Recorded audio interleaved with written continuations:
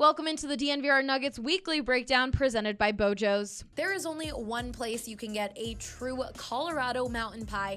It's your favorite locally owned, legendary, unbelievably delicious pizza joint, Bojo's. And guess what? Bojo's is giving the DNVR family a free honey cheese bread with a purchase of any entree. So head over to your nearest location, grab an entree and your free honey cheese bread when you mention DNVR at Bojo's. I'm Allie Monroy, and with me today is Harrison Wynn, and we are coming off a Nuggets win over the Milwaukee Bucks.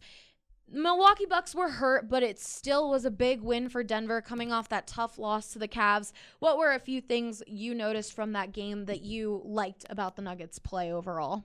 Well, they got a couple guys trending up, Yeah. I believe. Gary Harris, is he back? This is the best he's looked on offense all year. That's the biggest question. Yeah, and I got to think this is, as close to the guy he was a couple years ago as he'll probably get. I don't think he's all the way back to that, but Yeah. at least he's playing at a level now that, you really have to guard him as a defense, which wasn't the case earlier in the season.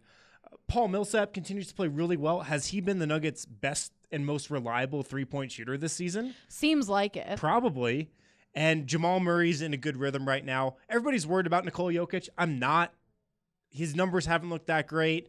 He had 2 points going into that Yeah. fourth quarter. Yeah. And I think he was 1 for 7 Yeah. from the field.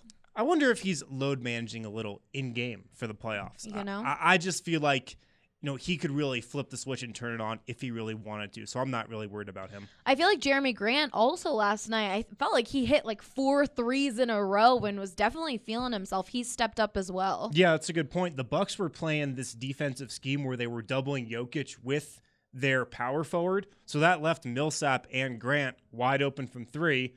With how those guys have been shooting, I don't know if you want to leave them open. But yeah, they knocked out a bunch of shots. We got to talk about Jamal Murray's crazy dunk last night. That was called an offensive foul. Just ridiculous. He destroyed that dude. Yeah, one of the best dunks of the year, maybe the best dunk of the year, and it did not count. Crazy. When you saw the whistle blown, you were like, oh, an and one? Yeah. But nope. Offensive foul. Nobody really knew what was happening. Pandemonium at Pepsi The Center. stadium went crazy. Yeah, probably the loudest or one of the loudest just moments of the year. Two things on this. The official that called the foul was 20 feet away from the play, trailing the play. How are you calling that? It wasn't even one of the two closest officials. And secondly, that call, the kind of off-arm elbow on the dunk, that happens a lot. Blake Griffin did it has been doing it for the last 10 years. Just let that play go. It's a soft call. Katie Wingy tweeted, the refs just felt so bad because Jamal Murray murdered someone in front of them that's why they called. Obviously not the case, but it feels like it. I can't believe that call. And how'd you feel about Michael Malone not challenging that? I saw a lot of people saying he should have used his challenge then. He said after the game that he had already used his challenge at that point. Which wasn't the case because he used it about a minute later. He probably should have challenged it just for the fact that we could have watched the replay about 10 more times in arena and gotten the crowd reaction. He should have challenged it just for that.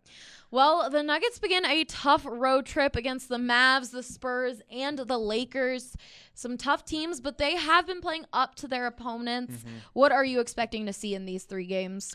Yeah, 3 more important games. The thing about March is every team goes through up and down stretches. The Rockets have lost 4 straight. The Jazz are 5-5 in their last 10. But you still got to keep piling up wins because you got to get a top 4 seed and a home court advantage in the first round of the playoffs. So these games are still important.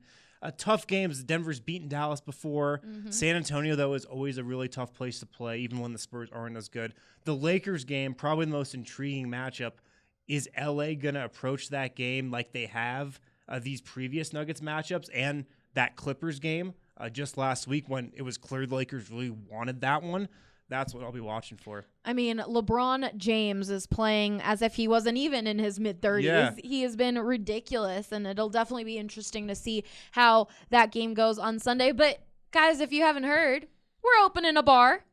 Damn right. The DNVR bar grand opening is going to be on Friday at 5:30 p.m. is when doors will open. You guys can come. We're going to have an Eventbrite set up, so definitely RSVP on that. Doing a lot of giveaways. It's going to be such a fun night, and we've got the Avs playing that night and the Nuggets. The Avs are at home, so we will be playing Nuggets game sound on there, and Harrison will be there, Adam Martis, Brendan Vogt. We'll have the whole Nuggets crew. The whole crew, the whole DNVR family is going to be there, so it's going to be a really fun night. Yeah, I can't wait. See all you guys down there. I'm sure we'll see a bunch of the regulars, but also people who, if you haven't come to a watch party before, come on down. Yeah, I mean, you guys killed it at your last watch party. 200 RSVPs. All you Nuggets fans, we know you're out there, so definitely come by, make new friends, try out the food, the drinks, Breck Brews on tap and all. So definitely RSVP on the Eventbrite for that. And of course, for all of our coverage, go to thednvr.com. For Harrison Wind, I'm Allie Monroy, DNVR.